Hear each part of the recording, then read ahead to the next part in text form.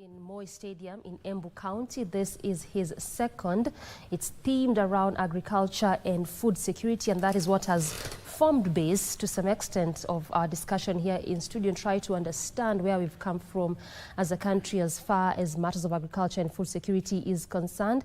He'll definitely be making his lap around the stadium there before we get to hear several speeches as well as his speech, which is what Kenyans have been just some of the issues that he is going to address. You can remember that last year he largely talked about the issues of cost of living, matters of employment and creation of the same. And so this year we just wait to see and hear what exactly he is going to talk about, which issues he is going to address. That is what we're waiting for, just together with the majority of Kenyans who are waiting to listen to the president.